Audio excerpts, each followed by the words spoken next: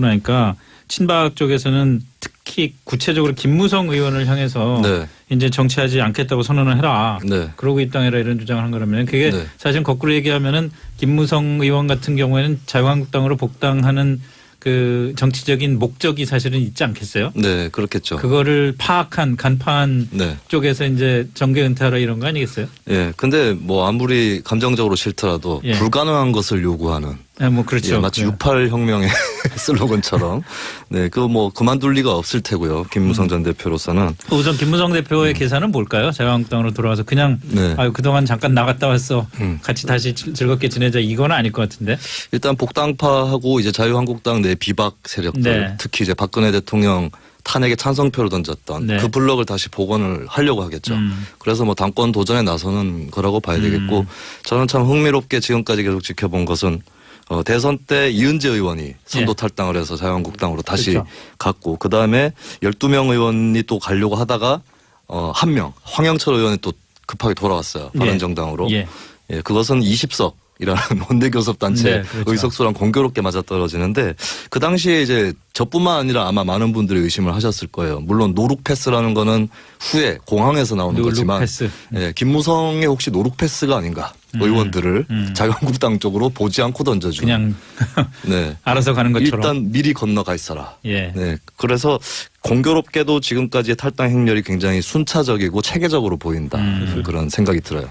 근데 이제 기본적으로 그 아까 말했던 그 2차 그 나간 조 이미 9명 그 팀 같은 경우에는 목표는 명확합니다. 이번에 이제 정우택 원내대표 임기가 끝나면 12월 달에 이제 자유한국당 원내대표 선거가 있을 그렇죠. 거거든요. 원내대표 선거에서 이기겠다는 겁니다. 그래서 지금 청취자 여러분들이 들으시면은 어떤 팀을 응원해야 될지 약간 고민하실 수도 있겠는데, 그 소위 말하는 비박 팀에서는 김성태 의원을 지금 이제 밀어서 원내대표 추대하자는 분위기가 있고요. 그리고 소위 말하는 구 친박 팀에서는 이제 홍문종 의원이 나와가지고 이제 원내대표 경쟁을 할 거라는 얘기가 많습니다. 그래서 아마 그 경쟁에서 이제 고양이 손이라도 하나 못해야 되는 겁니다. 의석수 하나라도. 그렇기 때문에 뭐 긁어서 이제 다 나가야 되는 상황이 왔기 때문에 명분과는 관계없이, 예, 왜냐면 뭐 날짜를 맞춰서 가야 될 거 아닙니까?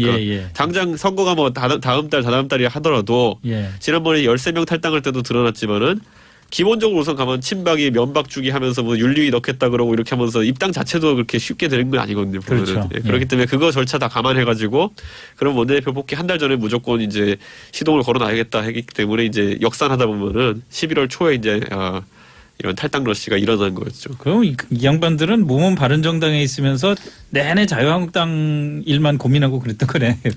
저는 그래서 참 안타까웠던 게 뭐냐면 이제 그 탈당하신 분들의 변해 보면은 바른정당에서 우리가 하려 했던 시도들이 뭐 성공적이지 못해서 지지율이 오르지 않아서 우리가 떠난다 이런 취지인데, 아까 황 의원도 그러시더라고요, 인터뷰에서. 뭐 근데 그렇게 당내 행사에서 제가 얼굴을 뵌 분이 별로 없습니다. 그렇기 때문에 이게 그 노력이라는 취지는 제가 절대 공감을 못 하고요. 그러니까 애초에 오히려 솔직하게 표현하자면은 마음이 콩밭에 가 있었다. 그런데 저는 오히려 그분들한테 감사하고 싶은 부분은 뭐냐면은 그럼에도 불구하고 지금까지 교섭단체 숫자 채워주신 것에 오히려 고마워야죠. 그러니까 역으로.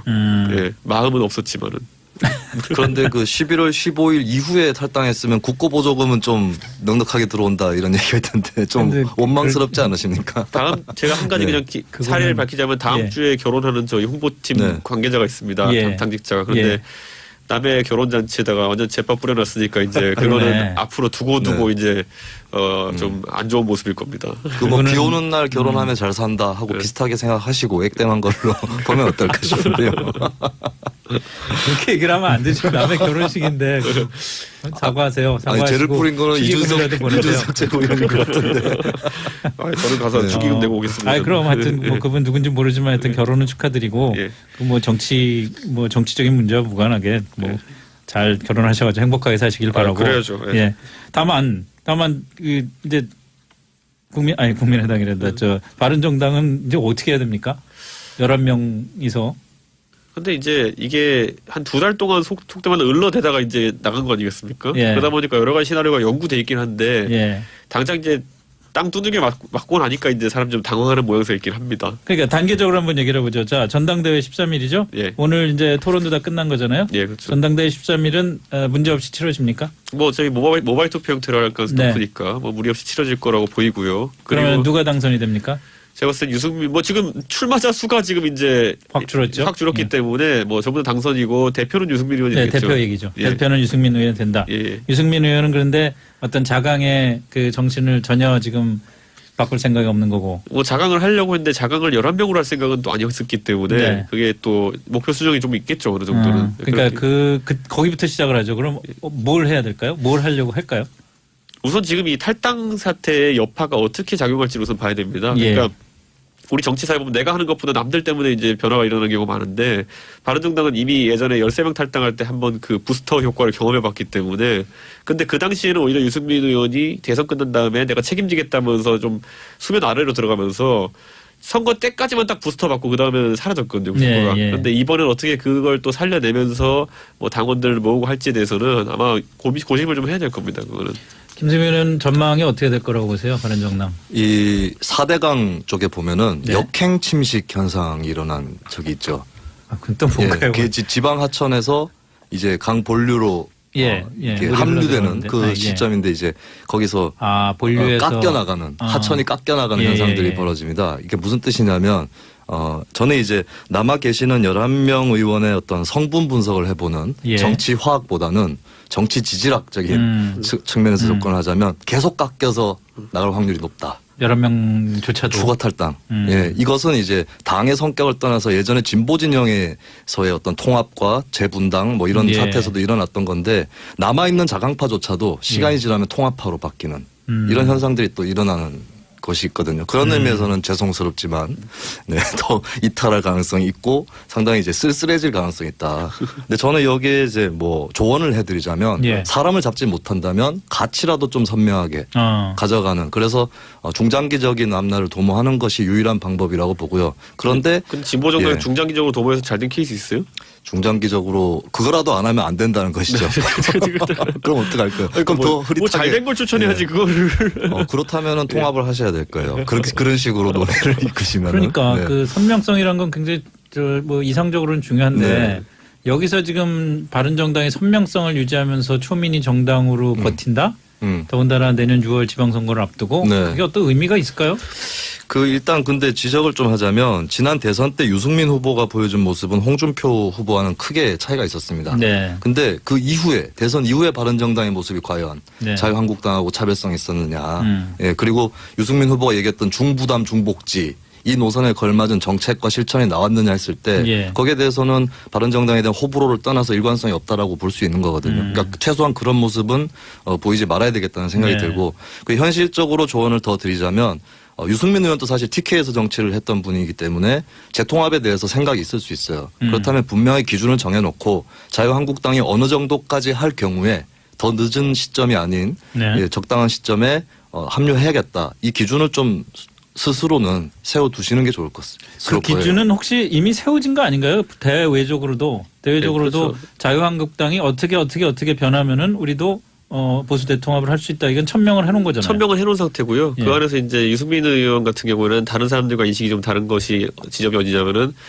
박근혜 대통령과 친박에 대한 청산. 오히려 유승민 의원은 박근혜 대통령 제명에 대해서 그렇게 강하게 얘기 안 합니다. 오히려 친박의 어떤 구조적인 그런 어떤 카르텔을 깨는 게 중요하고 첫째로는. 네. 두 번째로는 중요한 게 뭐냐면 홍준표 대표 체제 자체도 봤을 때는 이건 청산의 대상이다라는 인식이 있어요. 그게 네. 하태경, 네. 유승민 두 분 공이 다. 그렇기 때문에 뭐 홍 대표가 뭐 개인적으로 뭐 한다 이런 문제보다도 저런 형태의 보수는 답이 아니다라는 인식이 예, 있기 예. 때문에 그걸 어떻게 이제 그래서 나오는 게 뭐냐면 양쪽 다 지도부 내려놓고 통합 전당대 하자는 얘기가 그런 맥락에서 나오는 건데 네. 그걸 홍 대표가 받아들일 가능성이 되게 낮죠. 홍 대표가 어떤 외부의 다른 일 때문에 어떤 대표로 사퇴하는 지난번처럼 그런 일이 나타나지 않는다면은 그 기회는 쉽지 않기 때문에 저는 그 부분은 아마 좀 오히려 단기적으로는 고려하기 어렵지 않나 생각이 됩니다. 하태경 의원은 아까 인터뷰하는데 말씀하신 걸 들어보니까 보수 대통합이라고 제가 얘기를 했더니 자유한국당은 보수가 아니죠. 그냥 아예 못을 받고 네. 예 그렇게 얘기를 하시더라고요. 하태경 의원님 오히려 사석에서는 말이 그렇게 안 세신데 이 라디오만 잡으시면 무대 체질이신가요?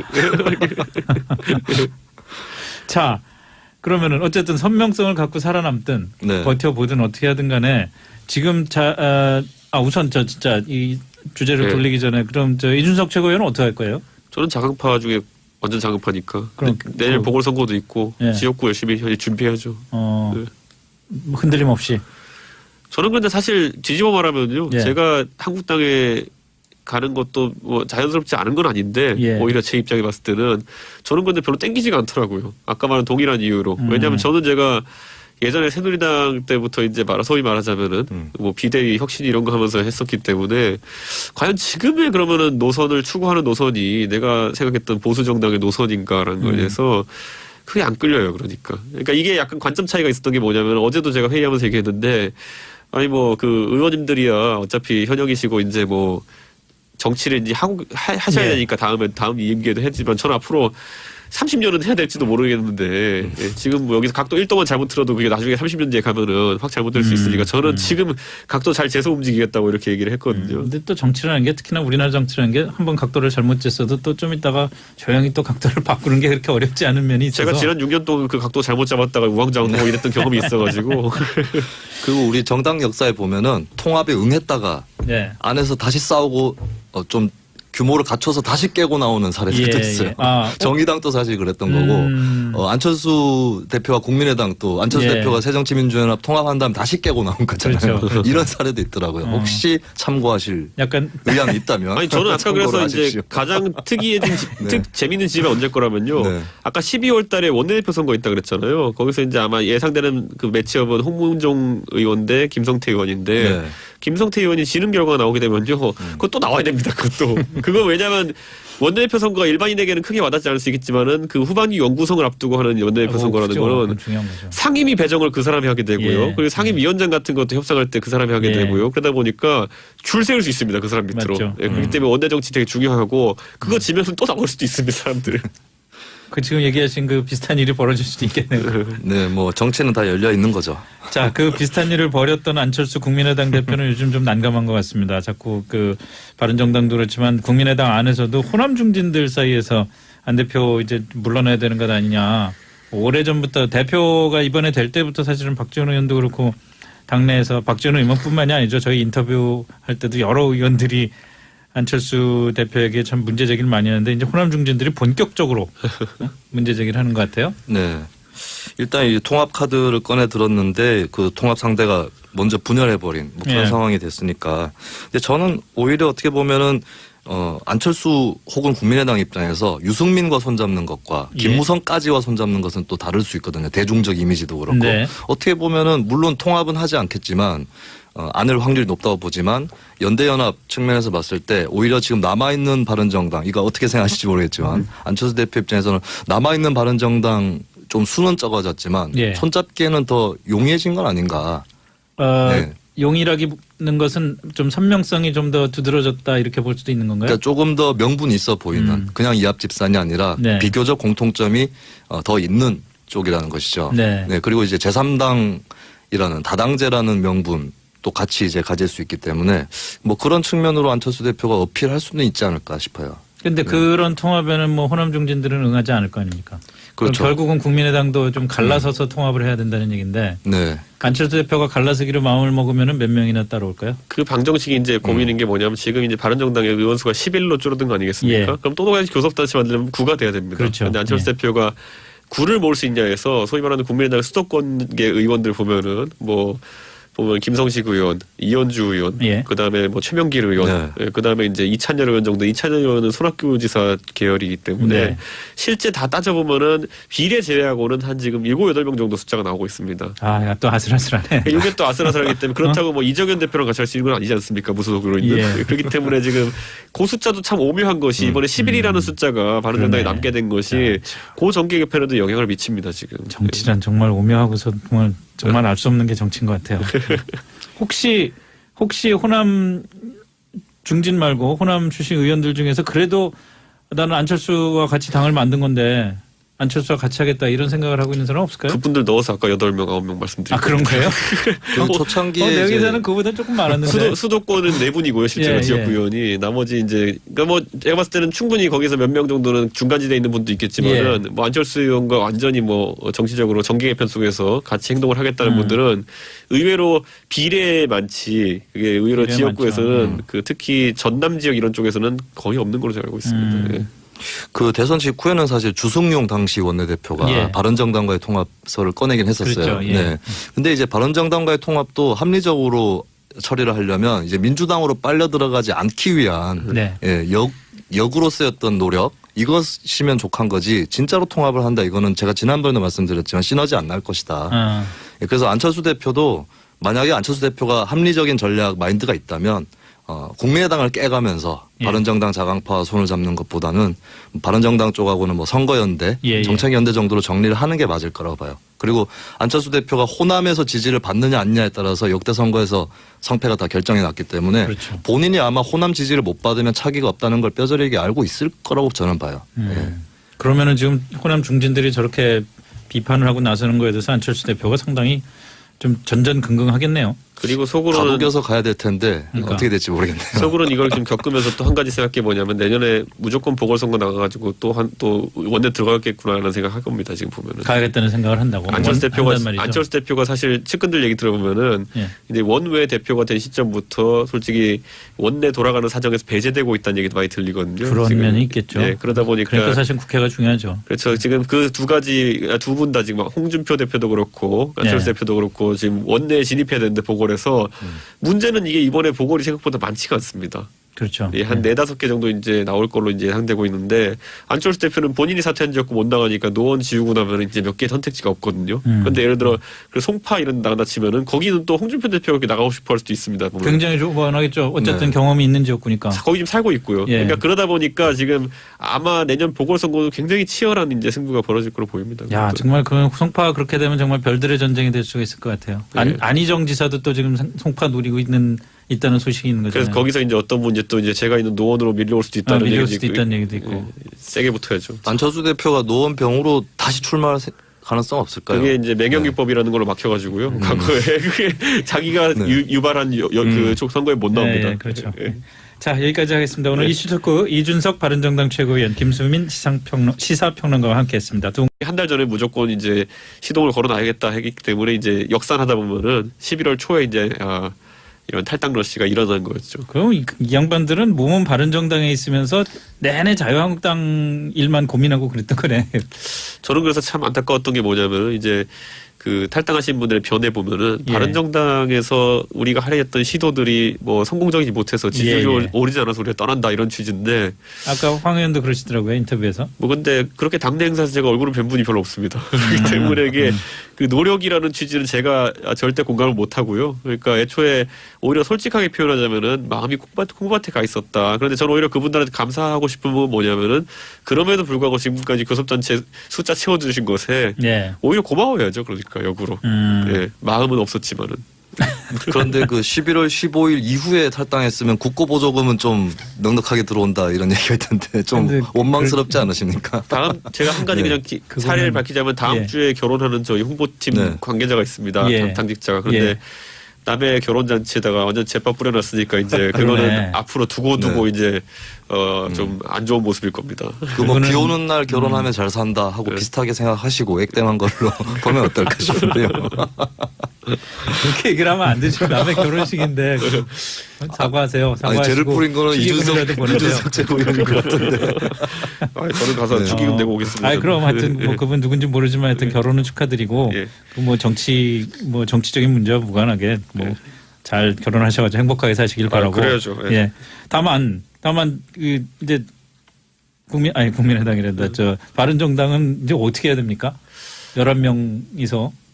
근데 이제 이게 한 2달 동안 속되만 을러대다가 이제 나간 거 아니겠습니까? 예. 그러다 보니까 여러 가지 시나리오가 연구돼 있긴 한데 예. 당장 이제 땅 두들겨 맞고 나니까 이제 사람 좀 당황하는 모양새 있긴 합니다. 그러니까 단계적으로 한번 얘기를 해보죠. 자, 전당대회 13일이죠? 예. 오늘 이제 토론도 다 끝난 거잖아요? 예, 그렇죠. 전당대회 13일은 문제 없이 치러집니까? 뭐 저희 모바일 투표 형태로 할 가능성이 네. 높으니까 뭐 무리 없이 치러질 거라고 보이고요. 그러면 그리고 누가 당선이 됩니까?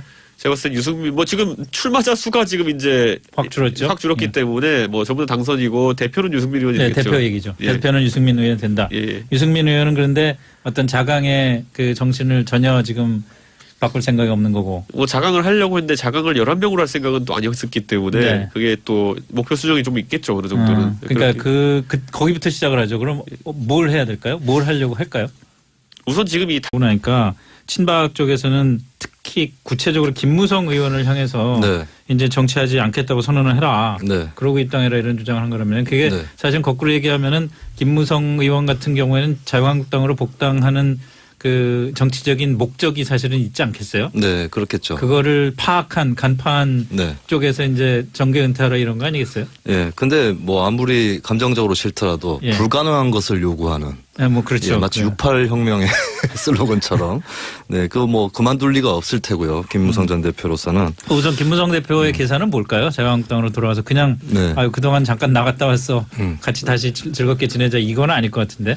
일단 복당파하고 이제 자유한국당 내 비박 세력들 네. 특히 이제 박근혜 대통령 탄핵에 찬성표를 던졌던 네. 그 블럭을 다시 복원을 하려고 하겠죠.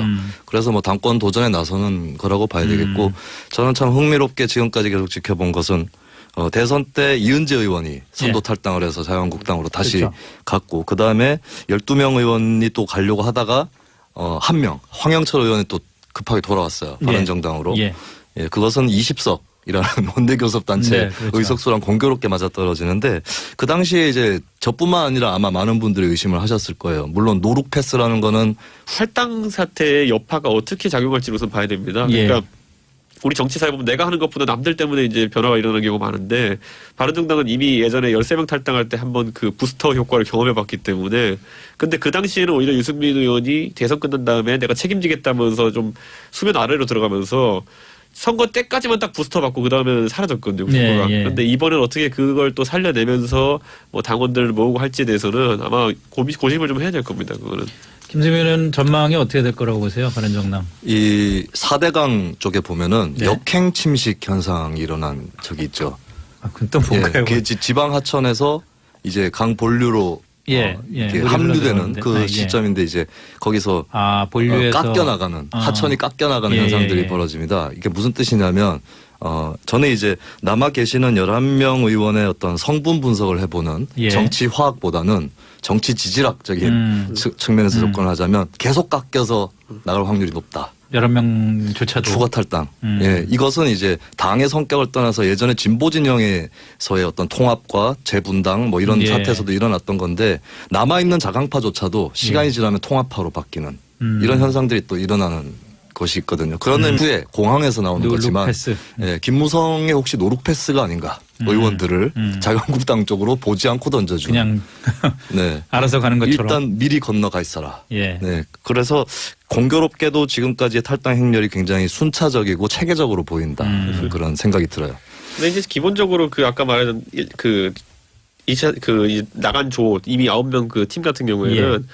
목표는 명확합니다. 이번에 이제 정우택 원내대표 임기가 끝나면 12월 달에 이제 자유한국당 원내대표 선거가 있을 그렇죠. 거거든요. 원내대표 선거에서 이기겠다는 겁니다. 그래서 지금 청취자 여러분들이 들으시면은 어떤 팀을 응원해야 될지 약간 고민하실 수도 있겠는데 그 소위 말하는 비박 팀에서는 김성태 의원을 지금 이제 밀어서 원내대표 추대하자는 분위기가 있고요. 그리고 소위 말하는 구 친박 팀에서는 이제 홍문종 의원이 나와가지고 이제 원내대표 경쟁을 예. 할 거라는 얘기가 많습니다. 그래서 아마 그 경쟁에서 이제 고양이 손이라도 하나 못해야 되는 겁니다. 의석수 하나라도. 그렇기 때문에 뭐 긁어서 이제 다 나가야 되는 상황이 왔기 때문에 명분과는 관계없이 예, 왜냐면 뭐 날짜를 맞춰서 가야 될 거 아닙니까? 예, 예. 당장 선거가 뭐 다음 달, 다다음 달이 하더라도 예. 지난번에 13명 탈당할 때도 드러났지만은 기본적으로 우선 가면 친박이 면박 주기 하면서 뭐 윤리위 넣겠다 그러고 이렇게 하면서 입당 자체도 그렇게 쉽게 되는 건 아니거든요. 보면은. 그렇죠. 예, 그렇기 때문에 그거 절차 다 감안해가지고 그럼 원내대표